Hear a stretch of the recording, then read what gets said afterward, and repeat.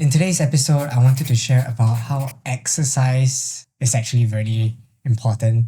I guess that's pretty obvious, but why I wanted to make a video like this is because when I was doing my journaling this morning and I was revisiting how I was last year, I was in a different spot because it was kind of like in a down period of my life where I was in a transition from work and everything. And somehow or rather, I felt a little bit lost. And at the same time, there was a lot of things going on and everything from like aspects of work or personal matters coming in all at the same time. And that kind of like made me not have enough time or made me think that I didn't have enough time. And that made me put myself in a state of not allowing myself to find the time to pay attention to my health, to my well-being. And so when I finally managed to pull myself through again and center myself and started to get back on my wellness activities, I realized that those moments when I was down, I didn't do any sort of like workouts. I could do like, say, my meditations every once in a while, which is great. Did some yoga. However, the points where I really let go was the part on like exercising, and I didn't really exercise for I think there was a period where I didn't exercise for about 3 to 4 months, and I could feel the difference now looking back of how I was before and now. Now I started to get back on my usual routine again, which is about 3 to 4 times a week of regular exercise. And that will be consisting of weight training, strength training, some endurance workout, some power and speed workout to get my heart rate up as well. Some high intensity kind of training. So kind of like mixing it up between the different kind of adaptations that I'm trying to work towards too, so that I can live a more healthier and sustainable kind of lifestyle. And I could feel the difference. Like last year during the down period, my quality of life wasn't very good. The mood wasn't really there, and the cognitive functions that I usually have wasn't there as well.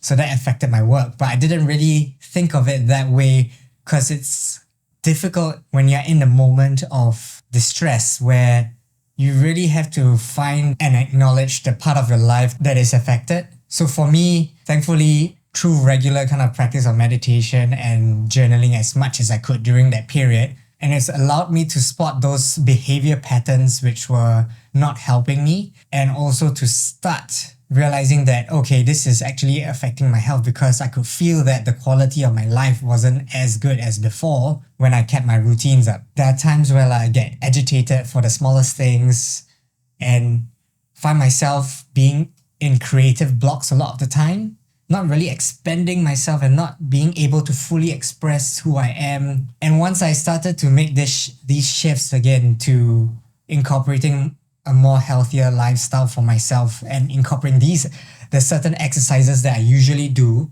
I really could feel like within 3 to 4 weeks of consistent regular exercise that I started to feel more of myself again and feel happier and feel more content with the things that I'm doing. And even though there are like ups and downs in life, which is bound to happen, I could still find a way for me to come back out of it and be present and realize that it's all going to be okay. Because at the end of the day, for me, when I remembered to realize the importance of appreciating all the little things in life, then it allowed me to start building back that sustainable lifestyle for myself and allowing myself to be happy with where I am at this current point in time. It's always a tricky thing, isn't it? Like whenever you have like a tough situation arise, it's kind of like a test or a challenge for myself to see how I can handle it.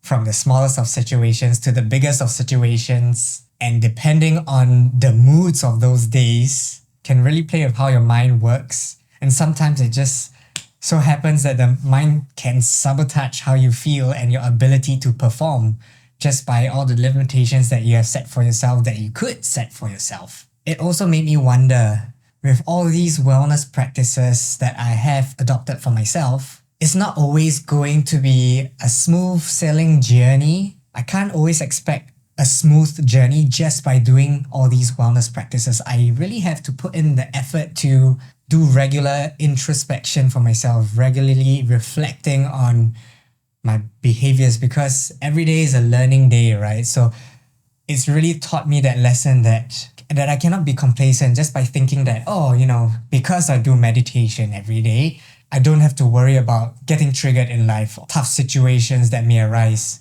It definitely helps me in some way, but then I still have to put in the effort and make that realization that anything can happen. Anything can throw you off guard. Different kind of situations arise in your life that you may not have experienced before.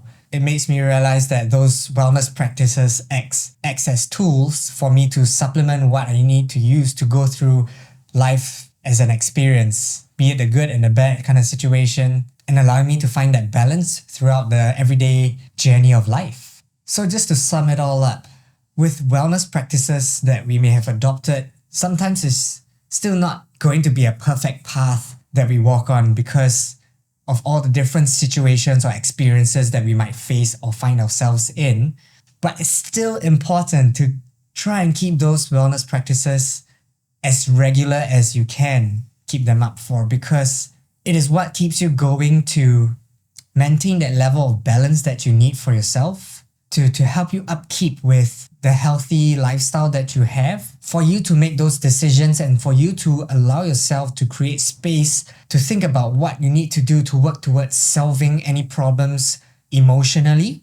And because with any internal problems that we may have, it's unlikely that we are able to solve it with external things. And so we must work with ourselves to solve it emotionally inwards. And that's where we have to acknowledge that and take those first steps to use these wellness practices as tools to find a solution internally. So I hope this particular sharing has came in insightful for you to think about. If you were to find yourself in certain situations, tough situations, then think about trying your best to upkeep with all these wellness practices, because those are the ones that keep you hanging on to be present with yourself. Those are the tools because these are the tools that allow you to keep yourself hanging on to be present with yourself. So with that, if you have any questions, feel free to leave them in the comments. And if you enjoyed this piece of content, feel free to like, share, and subscribe, and I'll see you in the next one.